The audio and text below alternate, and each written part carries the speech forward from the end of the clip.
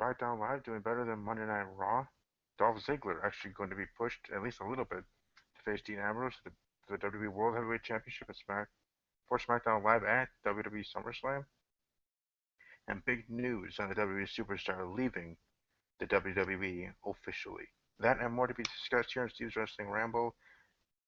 My review overall of SmackDown Live and WWE news coming up next.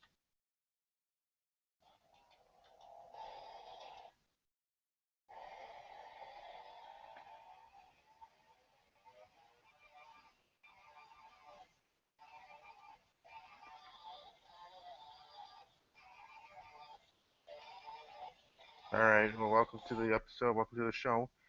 And as always, like I said, I do have Dean Ambrose's theme for my intro and outro from each and every episode of any video I do, from when he successfully defended the title at WWE Battleground to the prediction episode to when the decision will be made for him to for it to be booked for him to drop the title. We'll see how long that lasts. After that lasts, there's a music artist, a talented young woman in the music business starting out, kind of like me starting out trying in my own profession, trying to find my big break or even the chance for a big break in broadcasting and radio hosting or podcast hosting for myself. And I'll be sharing her music at that time. But for right now, I have to, listen to my, well, not just listen to my audience, but be an honorable person in what I said. Keeping my word of what I said, and something that I always preach that be yourself and always keeping your word and being reliable and all that other stuff. So, anyways, before I ramble on too much, again, welcome to Steve's Wrestling Ramble. Welcome to follow me on Twitter at WW_podcast. Like the page on Facebook. I know I haven't really promoted this as much as I should. I am actually posting on there, not daily, but at least every other day, or at the very least once a week on the fan page about news and notes. Or I will post updates about the episode if things change and I have to change time or day. That will be there. Besides Twitter, I want to make sure that I'm reaching out to everybody anywhere. So welcome to like that page, facebook.com/Steve's Wrestling Ramble, I believe, or just in the search box there on Facebook, Steve's Wrestling Ramble. And while you're searching for fan pages to like, search Main Event Marks and Talking WWJ. Now I know on the Talking WWJ one there's only 2 posts and they're really old, but things might be changing on that front, maybe. But we'll have to see. But give it a shot and give it a listen to all the shows. Also, I wanted to promote next week. I will be having a guest, a big guest, or at least in my opinion, a big guest. Raunchy Mikey here on YouTube. Again, Raunchy Mikey.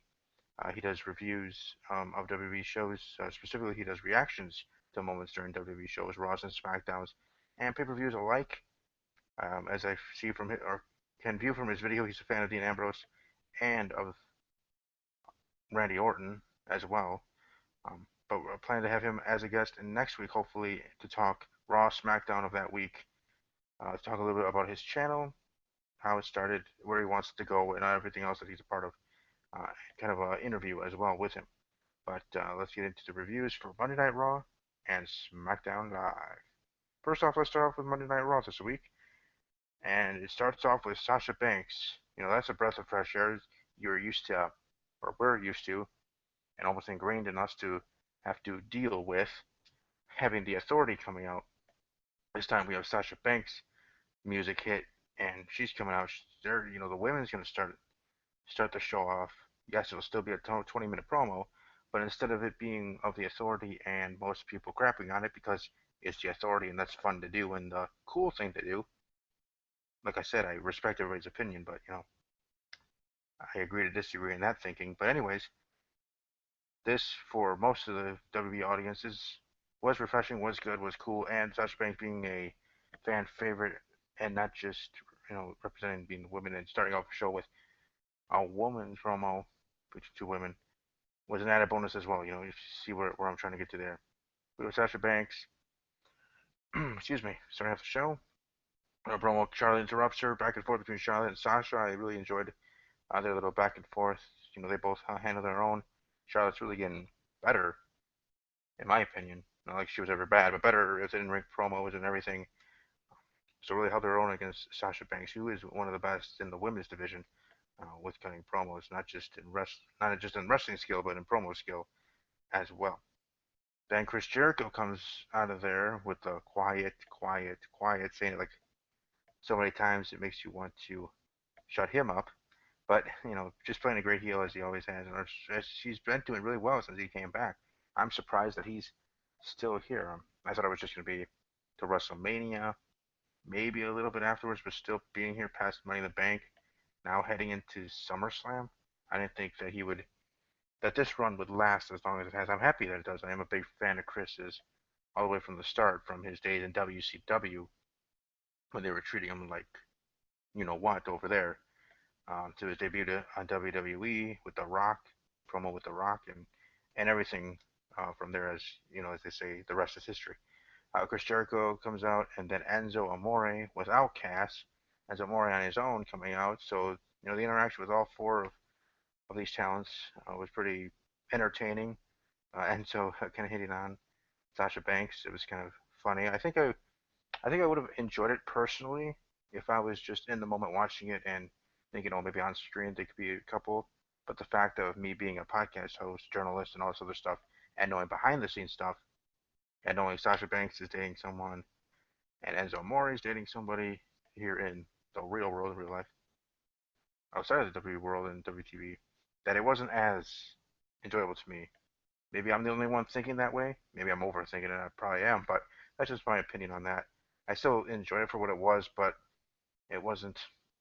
I couldn't enjoy it as much because of knowing that they're both taken outside, outside the show. So, but it still was enjoyable. Chris Jericho, I think, best moment in this whole segment, quite honestly, was a simple thing that he did. I don't know if you guys caught this. I Maybe some of you have, maybe you didn't. But Charlotte was about to interrupt Sasha when she was about to talk. It was right before they went with back and forth between Sasha and Enzo with the "How you doing?" And Charlotte was gonna say her next line and everything, and Jericho just ever so simply just touches her hand or whatever and kind of stops her. The hand that was holding the microphone from stopping her from putting it to her mouth to talk. You know what I mean? So that little subtle thing was a smart thing to do, and it just shows Jericho on his feet, kind of thing, doing the right thing, I guess, or being the savvy veteran is what I meant to say. Being the savvy veteran in that situation, knowing that hey, we got something going on here, fans are reacting to this between Sasha and Enzo, not like they weren't going to, but you know what I mean, specifically in that time, in that moment, let it keep going, let it naturally grow that way. So I thought that was pretty cool, and definitely, like I said, enjoyed this first segment. Glad it was something different from the Authority. We'll see if that stays in the Raws moving forward because as the authorities say on both shows, they're supposed to be different from other. Also, before I move on, I want to quickly say about my background and my lighting. I have something a little different here today. Let me know in the comment section below, or even give it a thumbs up if you like the new lighting in here. How I have my blankets here in the background. That's a Super Bowl champion blanket thing from the Green Bay Packers when they won Super Bowl 45. But I don't have any other stuff on top or whatever. But I know other YouTubers like Raunchy Mikey and others that do YouTube videos just on their couch. They make it look a lot better because they have cameras and of HD quality, and so it's not just them on a laptop, you know, a, you know, a foot away or inches away from your face, but still, trying to make a simple setup, simple set, still work for my channel. You know what I mean? And as I grow viewers, that's when I probably will update other things, like growing subscribers and other stuff. But I just wanted to bring that up. Let me know what you think, because maybe I'll try to keep it this way more often for episodes than how it was. Because before, I know it was a little darker, and you couldn't, see things or care to see things, and that just made it more blah and bland than it already is with just it being a couch and me. So, but hey, I'm just trying to show I am a everyday guy sitting on a couch talking pro wrestling. It's just what it is. Anyways, moving on, talking about Monday Night Raw, Braun Strowman, another squash match. This time, the local jabroni individual wrestler, Evan Anderholm, again, Evan Anderholm, faced with Braun Strowman, and again, the guy gets a little promo time. Why are you here? Why are you doing this? Well, I guess we learned a little bit something. Get paid $1,000 for the match, and if he wins, even though we know that's not going to happen, he gets $5,000. So maybe I should train to take a few bumps and then make $1,000 to face Braun Strowman or any future star they're trying to build after Braun in the future. Who knows? I don't know. I have personality. It might not, it's it's there somewhere. Anyways, Shining Stars defeat the Golden Shoot. Not much to say there. Good for the Shining Stars, I guess, to get a win. But that's pretty much all I need to say about that. I mean, no disrespect to the four individuals there, but it's too bad. Seth Rollins confronting Finn Balor, a back and forth promo there. Um, Finn, I have to get used to him on the main roster, get used to him talking, and his hashtag and all this other stuff. Um, but him in the ring, it can't compare, can't argue one of the best. And having him against Seth Rollins for this new Universal Championship, I'm really looking forward to this match and looking forward to seeing where it'll go. Where the decision will be made. Will Seth Rollins win and be a first-time NXT champion and then a first-time Universal champion, or will they go with Finn Balor and make a big statement and have him be the first ever WWE Universal champion? Mark Henry against Rusev for the United States Championship. Rusev wins, putting Mark Henry in the accolade. Nice to see Mark Henry on the show, I guess. And then you have Roman Reigns and a Rusev interaction. Now, I gotta be honest, right when Rusev was starting to talk, he's starting to hem and haw on the mic, I started a live stream. I started a Google Hangout, and I'm sure some of my subscribers that were on their emails at that time, which you never know, sometimes that's ironically happens, but if they were on their email at that time, would see that email, or anybody would see that email at any time, that I did start a Hangout, as in I created one, and it was going to be the reaction to Kurt Angle coming back. Like that's what I put in the title, Kurt Angle returns, reaction to Kurt Angle, because that's what I thought. I thought that was him talking smack about the Olympics, them being in Atlanta, freaking Georgia, where Kurt Angle with a broken freaking neck won the gold medal in 1996,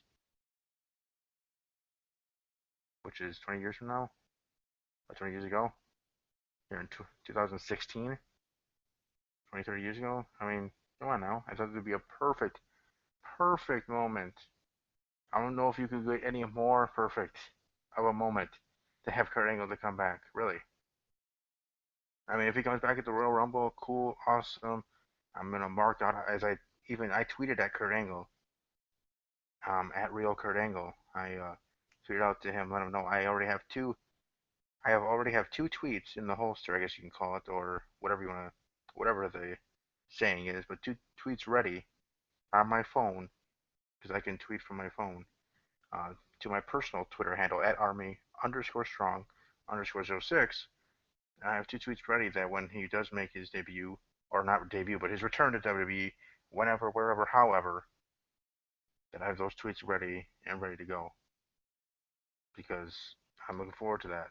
And even during that, not only was I preparing my Google Hangout, I also was preparing, well, not preparing, but getting out my phone to send out those tweets from my saved text messages. That's how I send them out for tweets to my personal Twitter handle. So I have it set up that way, and I was getting ready to send them out when it happened, and if it happened, and in the end, it was you hear Roman Reigns music, down, down, down, down, down. You know what I mean? And it's just like I just was like, oh geez, and then because I was just about to start my live stream, my Google Hangout, and then I hear Roman's music start. I was like, click, not gonna happen, and it's like, oh great. I mean, I'm not like I'm mad or anything about it. I just thought it would have been perfect. It would have been awesome for that to be Kurt Angle's moment. And if you want to see a reaction that was kind of like mine, or kind of like mine would have been if I did actually press start and play and started my Google Hangout for that moment and reaction, go to Luigi PS4, um, go to her channel or find her on Twitter at Luigi PS4, and then go to her channel and her reaction to that moment when it was Roman Reigns, because she thought it was going to be Kurt Angle as well, and I would love to have her as a guest on in the show. So fans of hers, welcome to tweet at her and let her know that. But seeing her reaction would have been like my reaction, because she just threw her earbuds down when she heard it, because she's like, "Oh man," because she thought it was Kurt Angle, not because she was mad or anything. She just thought it was going to be Kurt, and it wasn't, and that would have been my reaction almost to a T if I actually did, go ahead and do that Google Hangout. So I guess WWE trolled us, trolled me, and getting all excited, and you know, it wasn't the case. So it was Roman Reigns. So we're gonna have Roman Reigns, Rusev, and what does that mean? Is Roman getting punished continuously, or is this just already a slow build up for him to get back to the main event scene? And that's still gonna be a slow build. Whenever this punishment is officially over, it's still gonna take some time before he gets back up to the scene to be WWE World Heavyweight Champion again, or since he's on Raw, the Universal Champion. So we'll have to see how things go. And knowing WWE and this being a new championship, it would be his first reign as that, or being a two-time already. You know what I mean? He's already a two-time or three-time already for WWE World Champion. Maybe they'll make it even there, and that's how they'll bring him back up slowly but surely, and then he'll be just where he was before, only now further down the road. So he's still messed up, and big mistake has to pay, but in time he'll be back on top, and fans of his will be happy there, and people that don't like him will, at that point, they might just have to deal with it or let their voice be heard. Titus ONeil against Darren Young, defeating Darren Young, rolled up, and then the interaction backstage, so that was kind of interesting. Titus asking about Backlund, why is he coaching him, what's going on here, and he's threatening to knock him out. And Darren just sucker punches Titus. That was interesting, simple, and nicely done. I guess that might be where they're going forward. I thought they were going to have a Darren Young Miz match at SummerSlam because of the cluster mess. And yes, that's my word, cluster mess, instead of saying the other one. That happened at WWE Battleground. I thought that at least they'd have one more match at SummerSlam. Maybe then Titus can get involved, and this would be the start of teasing that feud. Titus would get involved, cost Darren Young the IC strap, and the IC title, and them then continuing their feud after SummerSlam. They're exclusively on Monday Night Raw. So, but I guess that's not the case with what went down on SmackDown Live, as I'll talk about on that part of this episode, my SmackDown Live review. I'm moving forward, Nia Jax. I know Jay, my good friend and the host of the Vince McMahon of Talking WWJ, but his show. Um, he's a big fan of Nia Jax. I'm sure he'll be really excited whenever Nia Jax does get a title match. I still think it's going to be later down the line. I think actually, as I said on his show, again, check out all episodes on Talking WWJ. Follow him on Twitter at Talking WWE with just the letter J, and you can find the episode from there. But I know I talked about there where I said I don't see Nia Jax getting a title shot until after WrestleMania 33. I really think it's going to be that long. Not that she doesn't deserve it, but she just seems like a character that for the time being doesn't need a title. And WWE already has plans all the way to WrestleMania, as they should. It's a multi-million-dollar company. You gotta think long term, not just short term. So that makes sense. But I'm pretty sure that they're already planning on what they want to do for WrestleMania. And if the rumors are true, if they're dang true, and it's going to be Bayley and the boss Sasha Banks going one-on-one for the women's title, for Raw's women's title, then okay, then Nia Jax isn't in the mix, and I don't see her even just being a stepping stone to build up Sasha, because Sasha's already built up. She's already a fan favorite. They don't need to do that. So I think Nia Jax being on the title picture won't be now, and it won't be anytime soon. Like I said, after WrestleMania 33. Now, if I'm wrong, which happens a lot, but if I am, that's fine. She does deserve it. She's a huge wrestler. She showed are great. But there's one thing I do want to change for Nia Jax, and that's her finishing move. Now that might be nitpicking or trivial or whatever, but that's just again my opinion. If I had a co-host, they'd let me know if they agree or disagree, which I do hope to have, whether Raunchy Mikey is interested or anybody else for that. But change her finishing move to the jackhammer like Goldberg's. I mean, I'm sure Goldberg won't mind. At least I don't think. I could ask him, but I don't think he would. But Nia Jax defeating Ariel Monroe is the young woman's name. That was the jobber for this match here on Monday Night Raw. Last week it was Britt Baker. This week Ariel Monroe. Next match, WWE Tag Team Champions, The New Day. The New Day versus Gallows and Carl Anderson, the club. New Day getting the win here makes me think maybe the club could get the win at SummerSlam, but we'll see. Still, so. It was a so-so match with a so-so ending. I mean, the club is going to get over anyways. It's just what was supposed to happen. The New Day gets a pin and gets the win, and the club has to get over with the beatdown. So, in the fans' minds, you don't know who's quote unquote technically got more of the upper hand in that segment moment, and whatever you want to call that Monday Night Raw. Cesaro defeating Sheamus, not much to say there. Jinder Mahal coming back with Heath Slater. I thought that was kind of cool. Because I assumed he was going to be on each and every show each week and trying to make his stand and try to be on, try to get a contract. Him being getting that, as I dubbed it, the free agent storyline, and that's how they go. So, Jinder Mahal, you know, uh, Mick Foley. I apologize. The general manager, Mick Foley, comes out, says, "Okay, you guys go one on one. The winner will get a contract for Raw." Chase there's like, no, no, you're not gonna break up brothers. Not gonna happen. As you hear Mahal waiting for Heath to turn around. Bell rings, kicks him, acting like he's Kevin Nash with a big boot, and gets the win right there. So Jinder Mahal going to Raw, or technically, since they were on Raw, staying on Raw. Seth Rollins against Sami Zayn, good match, work well together. Maybe Sami Zayn in the future might get a title opportunity, but again, he for sure will not be getting one until after WrestleMania 33. If not, Jax won't be getting one, in my opinion, for the women's division on Raw.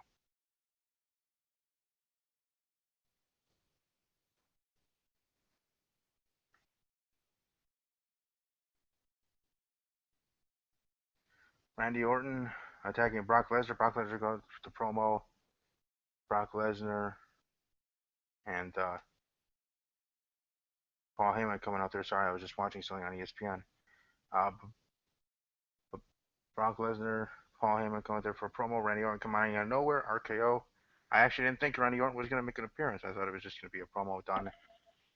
And it moved right along.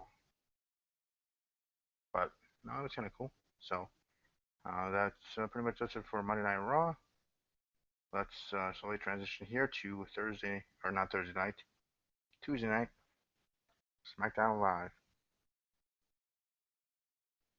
I don't have much extra to say about Smackdown Live specifically. I don't need to go piece by piece. I mean, opening promo between Dolph Ziggler and Dean Ambrose was pretty awesome. This is the first week trying to show Dolph Ziggler is truly deserving to win this title, have a chance to win this title, to be even in the spot. And I think he gave a good, passionate promo.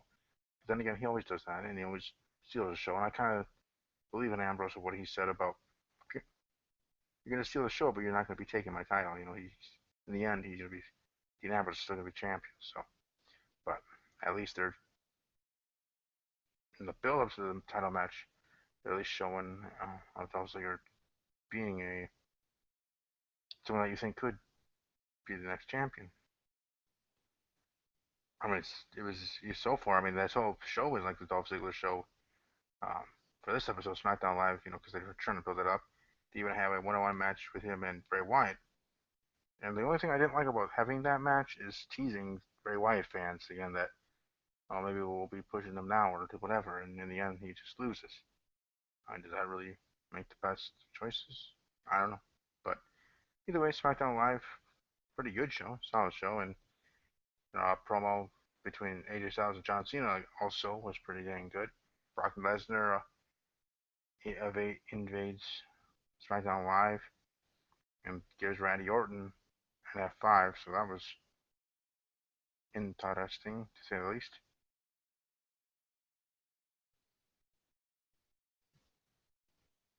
But yeah, much really else to say about that. But the news of the day, at least today specifically, was Sasha Banks getting married to a WWE worker, and Ryback officially announcing that he is done and his contract expired with WWE. He's moving on as a free agent, so whether he goes TNA or otherwise, I wish him nothing but the best. That's pretty much all I have. Thank you for watching live. Welcome to subscribe if you're not subscribed. Follow me on Twitter again, or as I promoted earlier, at W_podcast. Check out Talking W with Jay. Raunchy Mikey next week will be a guest. I really hope that he'll be interested in being a co-host, because I do hope to have a second person here on the show to be able to go back and forth. So we'll see about that. Again, like the video, share, subscribe, all that other fun stuff, as I said enough times.